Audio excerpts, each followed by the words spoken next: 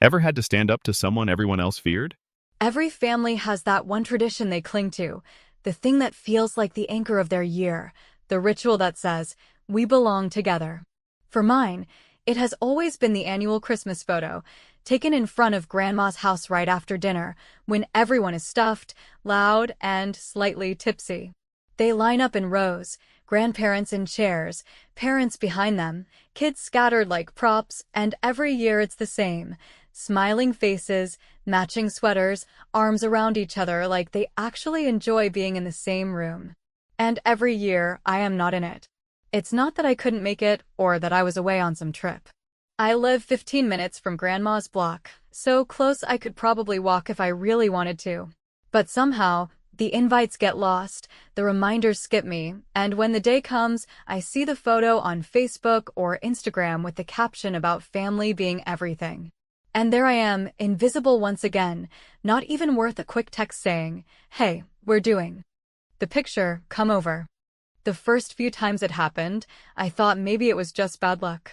Maybe someone forgot to hit send, maybe they assumed I was busy, maybe I really did miss some group chat buried under 100 messages. But after years of the same pattern, after seeing myself erased from their version of family, I stopped making excuses for them and started facing the truth. It wasn't an accident. I was always the one left out, the one whose presence didn't matter enough to plan around, the one they could ignore without consequence. And as much as I tried to play it cool, to act like I didn't care, it got under my skin. Because when your own family decides you're optional, it makes you wonder what you ever meant to them in the first place. I would scroll through the comments under those photos, where family friends and old neighbors would write things like, "What a beautiful family," or "Everyone looks so happy," and I'd feel this mix of rage and humiliation burn in my chest. I wasn't just missing from a picture, I was missing from their story of who we were. I would see my cousins, people I barely spoke to, standing there like they were some kind of permanent fixture, while I had to remind myself I wasn't dead, I wasn't estranged, I wasn't even that far away. I was just not invited. And when you're not invited enough times, it doesn't feel like a mistake anymore. It feels like a decision. The worst part was that nobody ever addressed it. Not once. Not a text saying, "Hey, sorry, we missed you." Not a phone call, not even a passing acknowledgement. My parents would dodge it if I brought it up, acting confused, as if I had imagined the whole thing.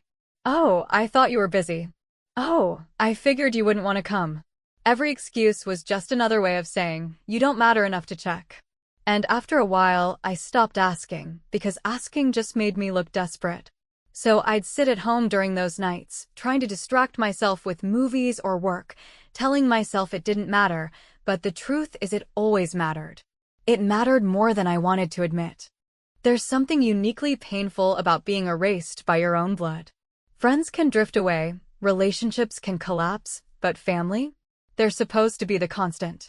They're supposed to be the ones who always include you, even if you annoy them, even if you don't fit in perfectly.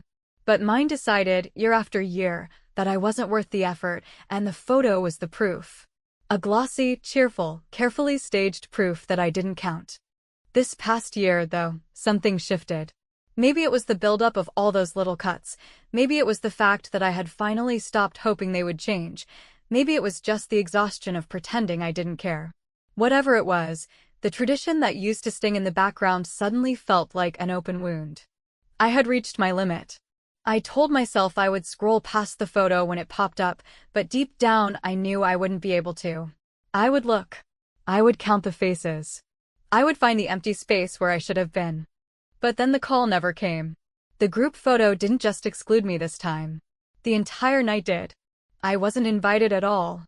Not to dinner, not to Grandma's house, not to the event that had been happening every December of my entire life. No one texted me. No one called. There was no lost invitation to blame it on. It wasn't just the photo anymore. I had been cut out of the event completely. I found out the way I always did, through pictures. A cousin posted a shot of the dinner table, everyone crammed together with plates piled high, drinks in hand, and the caption said something like, "Best night of the year with the best people."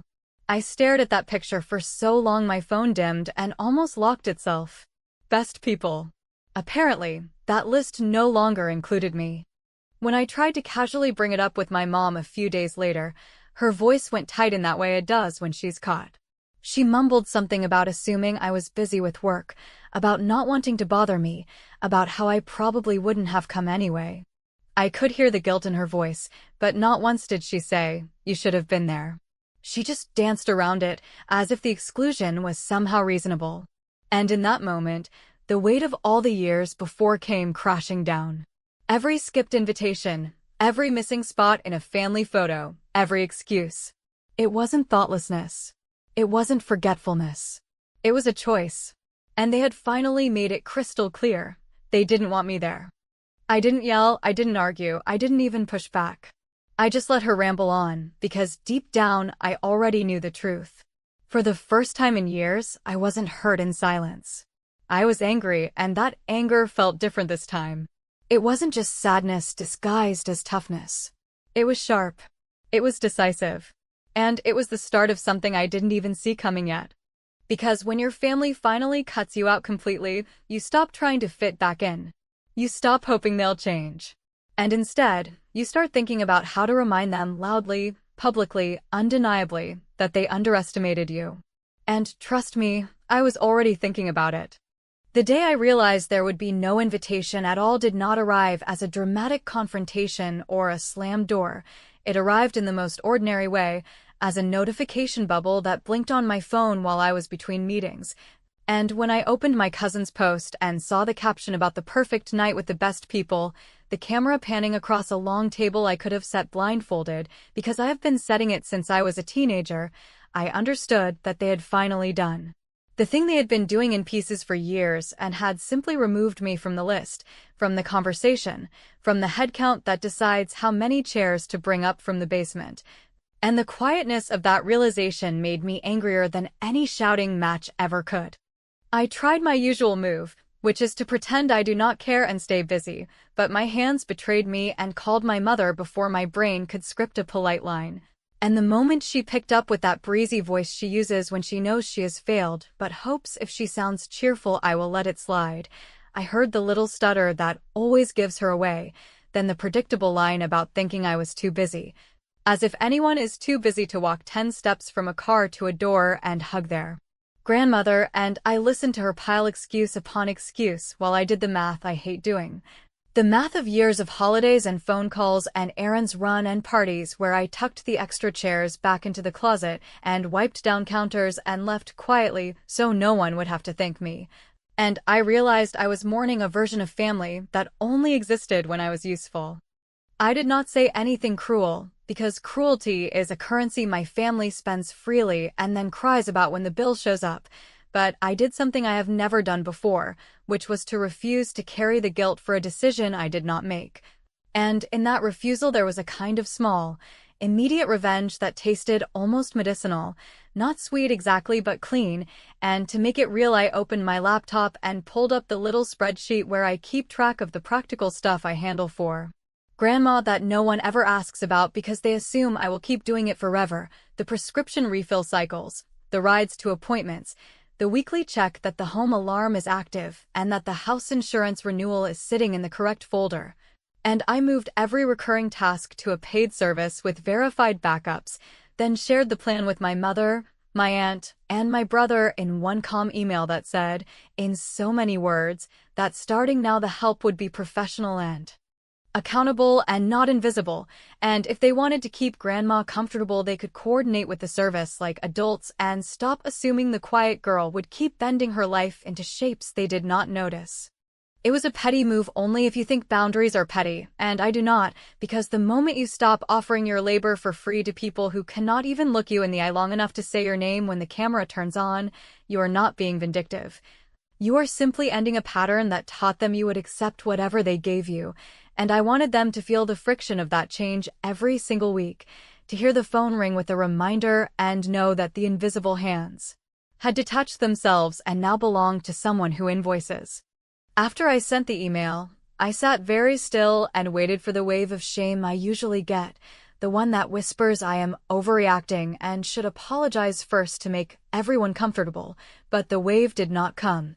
which scared me in a new way because it meant the part of me that used to beg for a seat at their table had finally died a little, and in that quiet I heard something else.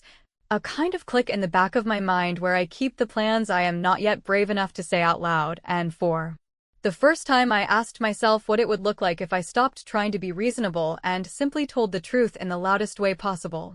The truth, if you want it without frosting, is that I have built something they never bothered to ask about beyond a sarcastic, "How is your little project going?" The kind of line you toss at a child with a lemonade stand.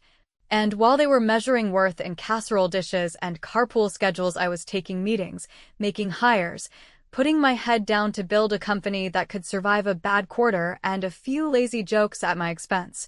And a few weeks before that empty chair night I had opened an email that made my throat close up and my palms sweat.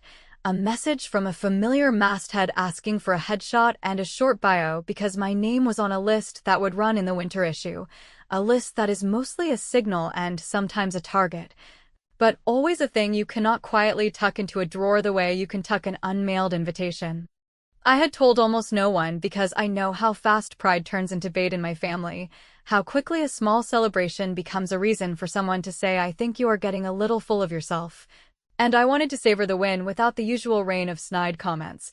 But as I sat there after the email about the professional services went out and the silence from the family chat stretched into that long elastic nothing that means everyone is screaming to each other privately, but no one is willing to put words on the main thread, I realized I did not want to keep the good news a secret for their comfort anymore, and that if they insisted on building stories without me in them, I would build one they could not avoid even if they took the long way around. I did not book anything that second, because despite what they think, I do not act on impulse when anger hits me. I plan, I sequence. I look for the clean line that turns a moment into a message. So I took a breath and opened a new tab and looked up the contact information for outdoor advertising in the neighborhoods around Grandma's block, because if there is one place every person in my family has to pass during the holiday circuit, it is that strip of road where the grocery store, the pharmacy, and the bakery sit in a row like the stations of a liturgy they never miss. And I thought about the angle of the street and the way the right corner catches every driver at the red light. And I thought about what I would put up there that would be simple and undeniable and require no caption wars under a photo, just a statement so clear it would ring in their ears when they pulled into the driveway. Before I made a single call, though, I wanted one more small win, because I have learned that momentum matters, so I went into my cousin's comment thread on the perfect night post, and I did not fight with anyone, I did not plead, I did not explain. I simply liked the photo and left a single, polite line thanking them for making Grandma's night special and letting me know I would be dropping off a little gift to the community food pantry in her name since I could not be there, and that line did exactly what I wanted, which was make them squirm without giving them anything to grab. And when my brother texted me privately to say that was passive-aggressive, I answered with the calmest sentence I have ever sent that said I am done doing things quietly. And then I put my phone face down and opened a blank document to write the message that would sit 15 feet high over the intersection where the family minivans pause every December. I stared at the blinking cursor and wrote my name. Then I wrote one line, just a few words that would do all the talking I had stopped doing, and when I was done I felt the kind of steadiness that tells you the move is right even if people will hate you for it. And then I picked up the phone to make the first call that would set the whole thing in motion, because if they wanted a family story without me, I was about to give them a neighborhood headline with no room to crop me out. When I finally let myself commit to the idea of doing something bigger than an email or a pointed comment online, the seriousness of what I was about to set in motion hit me in a way that felt heavier than anger, almost like a responsibility. Because I knew I was about to change the balance of power in my family forever, and once I pushed that first domino, there would be no way to go back to the old version of myself who stayed quiet and swallowed the pain. I spent nights lying awake, not replaying the usual questions of why they didn't love me enough to include me, but mapping out exactly how to make sure the next time they thought of me, they felt a jolt of recognition, so strong it would burn through every excuse they had ever rehearsed. The more I considered it, the more the plan became a kind of puzzle I wanted to solve, because there were easy options that came to mind first, petty texts in the family chat, showing up uninvited just to make a scene. mailing back every Christmas card with a red marker circling the missing spot where my name should have been, but none of those had the weight I needed. None of them would make them stop in their tracks and know, without me having to speak another word, that they had been wrong too. Pretend I didn't exist. I wanted something undeniable, something they couldn't twist into another joke at my expense, and the billboard idea grew from a small spark into a full picture in my head until I couldn't imagine doing anything else. I started researching quietly because I didn't want to leave any trail that could be intercepted by one of them before it was ready, and I learned more than I ever thought I would about outdoor advertising in suburban neighborhoods, about sight lines and rental periods, about the way a perfectly placed board can catch thousands of eyes in a single weekend. I knew exactly where I wanted it, right at the light across from the grocery store Grandma visited twice a week, the light where every member of my family would inevitably sit in their cars during the holiday errands, staring straight at the space I planned to claim.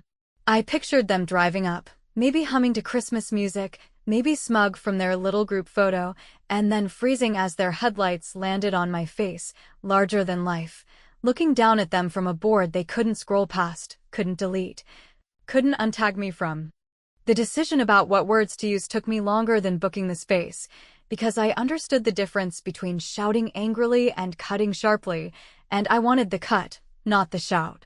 I drafted versions that were too bitter, versions that begged too much for acknowledgement, and then one night, after scrolling through an old email that still made me smile, I realized the words had already been handed to me. Forbes 30 under 30. That line said everything I needed without me having to spell it out. It was the kind of phrase that carried its own authority, that shut down any attempt to dismiss my life as small or unworthy, because it wasn't just me bragging, it was a credential stamped by someone they couldn't mock without looking foolish. So I put it together in my mind, my face, not in some glamorous pose, just clear enough that there would be no mistaking who it was, and underneath, the single line, Forbes 30 under 30. Nothing else. No commentary, no explanation. Let them connect the dots. Let them remember every year they cropped me out, every dinner I set up for them, every message I never got, while sitting in traffic staring at a truth so large it blocked the view of the sky. The first phone call to the ad company made my hands shake, because it was the moment thought became action, and the woman on the line didn't know she was helping me prepare a lifetime of revenge. She just quoted me the rates and asked for the artwork by a deadline. And I agreed so quickly she laughed and said most people need a week to think it through. I didn't need a week. I had years. As soon as the invoice hit my inbox, I felt a strange mix of relief and adrenaline, because there was no turning back once the deposit was paid, and I didn't want to turn back anyway. I thought about how my family always underestimated me, how they assumed my silence meant weakness, how they rolled their eyes when I talked about my work as if it were a hobby. And I realized that this single act would undo years of their erasure more effectively than any pleading conversation ever could. They could ignore my calls, but they couldn't ignore a billboard towering over their minivans. I didn't tell a soul, not even my closest friend, because part of the satisfaction came from knowing the reveal would hit like a thunderclap. Secrets are heavy, but some are worth carrying alone, and this one felt like a weapon I needed to keep sharpened until the exact right moment. I handled the design, sent the files, and then sat on my hands for days, waiting for the confirmation that everything was locked in. Every morning I woke up with a jolt, remembering what was about to happen, and every night I reminded myself that patience would make the impact even stronger. As the date approached, I imagined the first drive past it. I thought about Grandma, how she always tried to mediate but never truly stopped them from excluding me, and how even she would have to look up and see me honored in a way no family photo could erase. I thought about my brother, who had been so quick to text me that my food pantry comment was passive-aggressive, and how he would have no vocabulary ready for a 20-foot-high reminder that I had achieved something none of them had. I thought about my parents, who loved to minimize everything I did, and how they would feel their own friends pointing it out, saying, "Isn't that your daughter?" while they scrambled for an answer. The night before the billboard went live, I barely slept, not because I doubted my choice, but because anticipation roared in my head louder than anything. I kept picturing their faces, the silence that would follow, The way the family chat would explode with side conversations, but not one person would know how to address me directly. For once, I didn't need them to. My message would be louder than any phone call or dinner invite. And as I lay there in the dark, the thought that kept repeating wasn't fear of fallout, but a kind of giddy certainty. They had erased me from their story, and tomorrow I would write myself back in, not in a corner of the frame, but across the sky where no one could crop me out. The morning I knew the billboard had gone up, I felt a surge of nervous energy that I could not disguise as anything else, not hunger, not caffeine, not the usual restless pacing that comes before a big meeting, but something sharper. Because for the first time in my life, I had done something so public that my family would have no choice but to see it, and the anticipation of their reactions was almost more powerful than the act itself. I waited until I was certain the installation had been finished overnight, then drove slowly toward Grandma's block, pretending I was just running errands, though my hands gripped the steering wheel so tightly they ached. And as I reached the light at the intersection, I saw it towering above me, exactly as I had imagined, my face unmistakable, with a single line in bold letters underneath, Forbes 30 under 30. It is one thing to plan revenge in the safety of your mind, and another thing entirely to see it physically manifested in front of you, so large that it dominates the horizon. So impossible to ignore that even the most dismissive relative would feel their throat tighten as they looked up, and in that moment I realized I had turned years of invisibility into something that could not be cropped, edited, or hidden, no matter how much they wanted to erase me. I parked across from the grocery store and sat there in silence, watching car after car stop at the light, drivers glancing up automatically as people always do, and I knew it would not take long for the whispers to start moving through the family. Carried on the same current that once carried their traditions without me, but this time with me as the headline. By the time I got home, my phone had already begun to buzz, the notifications stacked so high it was almost comical, and when I finally braced myself to look, the family chat was on fire. There were screenshots of the billboard sent by at least 3 different cousins, each message layered with a mix of shock, sarcasm, and barely concealed envy. One cousin wrote, "Guess someone finally figured out how to buy attention," and another replied with a string of comments about wasted money, as if any of them had the slightest idea what kind of revenue my work actually generated. My brother tried to play it cool with a casual, "Wow, okay then," but the stiffness in his wording gave him away. And then, buried in the noise, came a private message from my aunt. "Your grandma saw it." She cried. For a second, I wasn't sure what kind of tears those had been, pride, shame, or the complicated mix of both that comes when someone realizes they have let things go too far, but it didn't matter, because the important part was that she had seen me. Not in the background, not as an afterthought, but as the undeniable center of attention, and even if she never said the words out loud, she could never again pretend I was the forgotten one. My parents stayed silent in the group chat, which was louder than anything they could have typed, because their silence was not confusion, it was strategy, the kind they always employed when they were caught off guard, hoping to regain control by refusing to acknowledge what stared them in the face.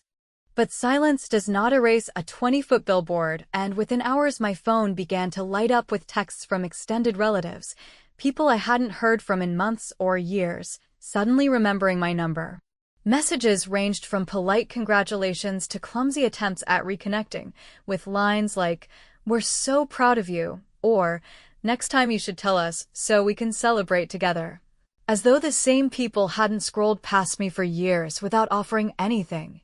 Some even tried to soften the family's behavior by suggesting I had misunderstood, that maybe the omissions weren't intentional, that maybe this billboard was an overreaction, but their attempts fell flat because I could practically hear the edge in their voices. The uneasiness of knowing that the person they had treated as disposable had just outmaneuvered them on a scale none of them could have imagined. When the first call from my mother came, I let it ring out. She left a voicemail, her tone sweet but shaking, asking me to come over to talk things through, which was her usual way of preparing to gaslight me into believing that what I had seen with my own eyes had not really happened. I didn't respond, because I had no intention of giving her that chance this time. The power was in holding my ground, in letting them sit with the discomfort, in making them realize that the narrative they had controlled for so long was no longer theirs alone to shape. Later that evening, my brother tried again, calling me directly with a tone that mixed irritation and forced calm, and when I answered, he wasted no time. "You know you embarrassed Mom and Dad, right?" he said, as though embarrassment was worse than exclusion, as though their comfort should still be my priority. I listened, then replied slowly, choosing each word like a blade. "They embarrassed themselves. I just stopped covering for them." His silence on the other end was almost satisfying enough to hang up on, but I let him linger, hoping he would attempt another weak defense. He didn't. He just muttered that Grandma was upset and hung up. I poured myself a drink and sat back, letting the events of the day sink in. This was not just revenge, it was reclamation. For years I had been the forgotten one, the invisible one, the unnecessary chair at the table. Now I was the unavoidable one, the face staring back at them from their daily drive, the name tied to an achievement bigger than any of their traditions. I had shifted the ground beneath them, and there was no path back to the way things were before. As night fell, I thought about how the next family dinner would feel, if they even dared to invite me, and how no one could look me in the eye without seeing that billboard in their memory. It wasn't about gloating or cruelty. It was about balance. They had spent years taking something from me, my place, my recognition, my right to belong, and now I had taken something from them, their ability to deny me. And yet, even as I savored that victory, I knew the real test was still to come, because families do not surrender easily, and mine would find new ways to twist, minimize, or retaliate. But for once, I was ready, and I didn't feel like the forgotten one anymore. I felt like the one holding the script, and they were just trying to catch up. The calls did not stop for days, and each rang with a different flavor of control, some syrupy and nostalgic, some sharp and managerial, all of them circling the same demand that I come over and lower the temperature so people could sleep again. And I let most of them pass to voicemail because I had finally understood that answering immediately was the first move in a game I no longer intended to play, and when I did pick up at last it was because the person on the other end was Grandma, whose voice is the only one that still slips past my armor, trembling as she told me she had seen the board twice already because she keeps finding excuses to drive the long way to the pharmacy. And could we talk somewhere that was not the kitchen battlefield where everyone else holds court? And I told her yes, because even when I am done with a family, I am never done with her. We met at the community center 2 blocks from her street because I wanted neutral ground, a place where the only photos on the walls belonged to kids with paint on their hands and seniors learning how to use phones. And she began with a confession that landed harder than any insult ever could, because she said she knew the annual exclusions were real and not a misunderstanding. That she had watched it happen a little at a time and told herself it was temporary because she wanted to believe people she loved would come to their senses without being forced, and that the billboard felt like a slap only because it made her see that waiting had been a choice that cost me something, and she cried, and for a minute I hated how much I still loved her. Then I took a breath and did the thing I should have done years ago, which was to speak without cushioning every sentence for someone else's comfort. I told her I was not looking for an apology, that I was not trying to blow up the family's holiday, that I did not care if some cousin thought I had purchased attention, because what I had actually purchased was the right to stand in my own life in full daylight without negotiating for a corner of the frame, and that the board was not even the end of my plan, just the part they could not ignore. And she blinked at me with that wary look she gets when she knows I have moved 3 steps ahead of everyone, so I laid it out, calmly and without theatrics, the part nobody knew yet, the part that mattered to me more than 1,000 comments. While they were shouting about embarrassment and waste, I had finished paperwork that had been sitting in my drafts since the day the magazine email arrived. Paperwork creating a scholarship and small grant program for the very community center where we were sitting, with a focus on girls and women who had been told in big ways or small ways that their names did not belong on rosters, gates, or invitation lists, and it would run annually, funded from the marketing budget my company uses without blinking on campaigns that do less good, and it would carry a name I had chosen with care, not my name, not my mother's or my father's, but Grandma's maiden name. The name she wore when she was a young woman who once told me she wanted to be a reporter and never tried because the whole world told her it was not a respectable dream, and the plaque would sit in the lobby next to the front desk. And the line on that plaque would be simple and barbed for every granddaughter who was told to wait. Outside. Grandma went still, and something in her face unclenched, not because money fixes a family, I know it does not, but because she understood that I had taken the hurt they handed me and turned it into an infrastructure that would outlast every family chat and passive-aggressive dinner, and she asked whether I wanted a ceremony, whether I wanted speeches or the local paper or a photographer, and I told her I wanted something quieter and stronger, an open house with applications and coffee and no microphones, but I did want one photo, and this time it would be ours, not in a matching sweater lineup, but in front of the desk where a girl would one day sign her name and claim a seat they had denied her, and I wanted that picture to live in the center. Framed in standard glass, no halo, no filter, just two women who chose a different ending. By the time I walked her home, the sun had dropped and the porch lights had switched on up and down the block, and my phone had filled with its usual mix of brittle congratulations and wounded accusations. With my mother finally breaking her silence to write that I had humiliated the family and must come over to repair the damage, and for the first time I wrote exactly what I meant without softening the edges.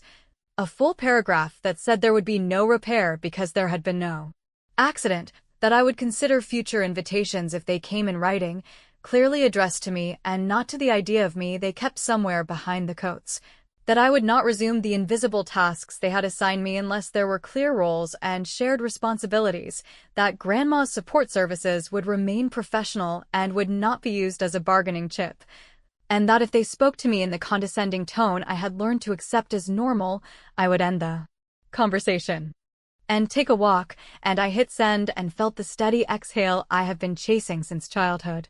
They did not like it, and the next hours were a flurry of half-apologies wrapped in conditions, of guilt dressed as concern, of attempts to drag me back to the place where they hold all the levers, yet the lever was not in their hands anymore, and I knew it.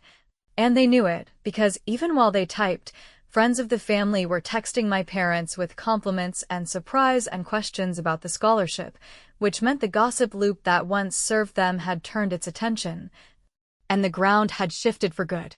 In the days that followed, I did not chase anyone, I did not lecture, I did not perform forgiveness for people who wanted the shortcut version of absolution.